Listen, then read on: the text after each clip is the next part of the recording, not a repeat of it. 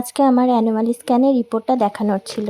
এই রিপোর্টটা আমার হাতে এসছে ৩ দিন যাবত, কিন্তু আমি দেখাতে পারিনি কারণ আমাদের এখানে যেই ডাক্তারকে আমি দেখাই ওই ডাক্তার রবিবার করে বসে। তো আজকে রবিবার, ওই জন্য আজকেই ভেবেছি যে দেখিয়ে নেব। তো সকালে উঠে আগে আমি প্রচুর পরিমাণে জল খেয়ে নিই, তারপরে আজকে একটু চা বিস্কুট খেয়েছিলাম। আর আজকে সকালে ব্রেকফাস্টে ছিল মুড়ি, কলা আর দুধ।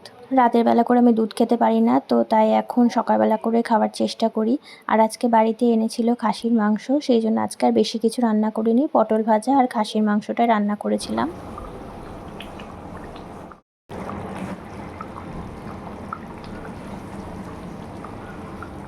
তারপর এদিকে দুপুরে রান্নাটা করে আর দুপুরের খাবারটা খেয়ে চলে গিয়েছিলাম ডাক্তারের কাছে রিপোর্টটা দেখানোর জন্য। তবে ডাক্তারের ওখানে গিয়ে আর ভিডিও করিনি, ভীষণ টেনশনে থাকি ডাক্তার দেখাতে গেলে, সেই জন্য আর ভিডিওটা করা হয়নি।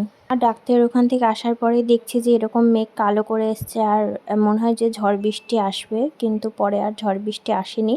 কিন্তু এরকম মেঘটা অনেকক্ষণ কালো করে ছিল। চলো তোমাদেরকে বলি যে অ্যানুয়াল স্ক্যানের রিপোর্টটা দেখে ডাক্তার কি বলল। তো ডাক্তার এই রিপোর্টটা দেখে, এই যে দেখো এখানে যে পেনের দাগগুলো দিয়েছে, এগুলো ডাক্তারই দিয়েছে। তো বললো যে সব ঠিকঠাক আছে, কোনো প্রবলেম নেই, অ্যানুয়াল স্ক্যান তার সাথে বেবি গ্রোথও খুব ভালো। আর তার সাথে আমাকে চেক আপও করলো আর প্রচুর মেডিসিন দিয়েছে, যেগুলো আমার মানে মেডিসিন খেতে আমার প্রেগনেন্সিটাতে একদম ভালো লাগে না, তবুও তো খেতে হয়। তো এই ছিল আজকে আমার সারাদিনের রুটিন। চলো টাটা, বাই বাই। ভিডিওটা ভালো লাগলে একটা লাইক দিয়ে যেও। টাটা।